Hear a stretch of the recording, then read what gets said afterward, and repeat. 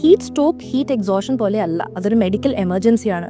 Heat സ്ട്രോക്കിൽ എന്താ സംഭവിക്കുന്നതെന്ന് വെച്ചാൽ പ്രൊലോങ്ഡ് എക്സ്പോഷർ, അല്ലെങ്കിൽ ഇത്രയും നേരം നമ്മുടെ ബോഡി ഹീറ്റിനോട് എക്സ്പോസ് ആയിട്ട് നമ്മുടെ ബോഡി 40 ഡിഗ്രി സെൽഷ്യസിൽ കൂടുതൽ നമ്മുടെ ബോഡി ടെമ്പറേച്ചർ റൈസ് ചെയ്യുന്നതിനാണ് ഹീറ്റ് സ്ട്രോക്ക് എന്ന് പറയുന്നത്.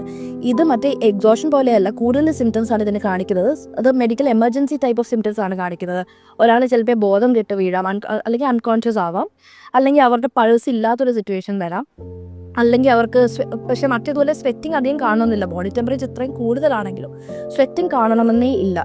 പിന്നെ ഇവർക്ക് ഫിറ്റ്സ് പോലെ വരാം, അല്ലെങ്കിൽ സീഷേഴ്സ് പോലെ ഇവർക്ക് കാണാവുന്നതാണ്. അപ്പോൾ ഒരാൾ ബോധം കിട്ടി വീഴും, സീഷേഴ്സിലേക്ക് പോവുക, ഫിറ്റ്സ് പോലെ, സ്വെറ്റിംഗ് ഇല്ലാതിരിക്കുമോ, എക്സ്ട്രീംലി ഡ്രൈ സ്കിൻ ആയിരിക്കും. ഇങ്ങനത്തെ ഒരു സിറ്റുവേഷൻ നമ്മൾ മനസ്സിലാക്കുക, ഇതൊരു മെഡിക്കൽ എമർജൻസിയാണ്.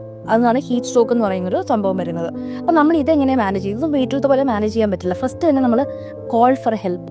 ഒരു മെഡിക്കൽ എമർജൻസി ആണെന്നുള്ള സ്ഥിരീകരിച്ചിട്ട് നമ്മളൊരു ഹെൽപ്പ്, ഒരു ഹോസ്പിറ്റൽ സ്റ്റാഫിനോ ഡോക്ടറിനെയോ ആരെങ്കിലും വിളിക്കുക, കോൾ ഫോർ ഹെൽപ്പ്. വെയിറ്റ് ചെയ്യുന്ന ടൈമിൽ നമ്മൾക്ക് എന്തൊക്കെയാണ് ചെയ്യാൻ പറ്റുന്നതെന്ന് വെച്ചാൽ സെയിം തന്നെ ആക്ച്വലി ഐഡിയലി, പക്ഷേ അതിനേക്കാളും കുറച്ചും കൂടെ മറ്റേ എക്സോഷൻ എന്തൊക്കെ ചെയ്തോ അതിനേക്കാളും കുറച്ചും കൂടെ കൂടുതൽ എന്ന് വെച്ചാൽ നമ്മൾ ചിലപ്പോൾ ഫുൾ ബോഡി നമ്മൾ വെറ്റാക്കി, അല്ലെങ്കിൽ ബോഡി ടെമ്പറേച്ചർ കുറയ്ക്കേണ്ടി വരും. ക്ലോത്തിങ് ഒക്കെ ചിലപ്പോൾ നല്ലോണം ലൂസാക്കിയിട്ട് പറ്റുവാണെങ്കിൽ, അങ്ങനത്തെ ഇരിക്കാൻ പറ്റുന്ന സിറ്റുവേഷൻ ആണെങ്കിൽ ഐസ് കോൾഡ് വാട്ടറിലോ ആ ബോഡി അങ്ങേരെ മറ്റേ പേഷ്യൻറ്റിനെ നമുക്ക് ഇമ്മേഴ്സ് ചെയ്ത് കിടത്താവുന്നതാണ്. എത്രയും പെട്ടെന്ന് നമ്മൾ ബോഡി ടെമ്പറേച്ചർ തിരിച്ചു കൊണ്ടുവരണം എന്നുള്ളതാണ് ഇതിൻ്റെ ഫസ്റ്റ് സ്റ്റെപ്പ്. അത് തിരിച്ചു കൊണ്ടുവന്ന് കഴിഞ്ഞാൽ പിന്നെ നമുക്ക് എന്തെങ്കിലും വൈറ്റൽസ് ഒക്കെ സ്റ്റേബിൾ ആണോ എന്ന് നോക്കുക. വൈറ്റൽ സ്റ്റേബിൾ അല്ല, ഇപ്പോൾ പൾസ് പോകുന്നൊരവസ്ഥ വരുവാണെങ്കിൽ നമ്മൾ ഉടനെ തന്നെ CPR റെസിസ്റ്റേഷനോ കൊടുക്കേണ്ട ആവശ്യം വരുന്നുണ്ട് ഇതിന്.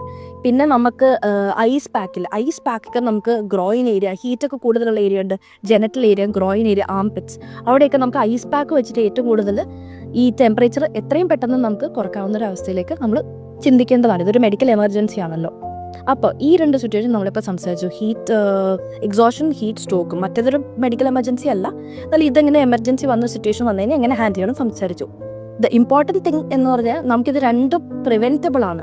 നമ്മളിപ്പം ഇന്ത്യയിൽ പോലത്തെ ക്ലൈമറ്റ് അല്ലെങ്കിൽ കേരള പോലത്തെ ക്ലൈമറ്റിൽ നമ്മൾ ആക്ച്വലി നമുക്ക് അനുകൂലമായിട്ടുള്ള വസ്ത്രങ്ങൾ ധരിച്ച് നമ്മളുടെ ടെമ്പറേച്ചറിന്, നമ്മളുടെ നാട്ടിലൊരു ടെമ്പറേച്ചറിന് എങ്ങനത്തെ ഒരു വസ്ത്രം ധരിക്കുന്നു, ലൂസർ ക്ലോത്തിങ്സ്, അല്ലെങ്കിൽ കുറച്ച് lighter material clothing, cotton clothing, sweating അധികം അബ്സോർബ് ആവുന്ന type of clothing, heat retain ചെയ്യാത്ത ടൈപ്പ് ഓഫ് കളേഴ്സ്. ഇപ്പോൾ ബ്ലാക്കോ അതർ കളേഴ്സോ ഒക്കെ ചിലപ്പോൾ ആക്ച്വലി ഹീറ്റ് റിറ്റൻഷൻ കൂടുതലാണ്. അതല്ലാത്ത കളേഴ്സ് നമ്മൾ ഉപയോഗിച്ച് നമുക്കിത് വെരി ഈസിലി പ്രിവെൻറ്റബിൾ. പിന്നെ സ്റ്റേ ഹൈഡ്രേറ്റഡ്, എപ്പോഴും വെള്ളം കുടിക്കുക, നല്ലോണം ഫ്ലൂയിഡ്സ് നമ്മൾ എപ്പോഴും എന്താണ് ഓറലി ഇൻടേക്ക് വേണം, നല്ല രീതിയിൽ നമ്മൾ ഹൈഡ്രേറ്റഡ് ആയിട്ടിരിക്കണം. പിന്നെ അധികം പ്രൊലോങ്ഡ് ഹീറ്റുള്ള സ്ഥലത്തേക്ക് പോകാണ്ടിരിക്കുക.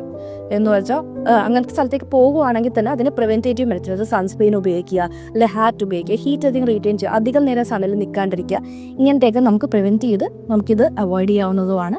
വന്നു കഴിഞ്ഞാൽ തന്നെ പ്രിവെൻഷൻ നമുക്കിത് അവൈലബിൾ ആണ്. അപ്പോൾ ആ രണ്ട് ടോപ്പിക്ക് കവർ ചെയ്തു. Thank you.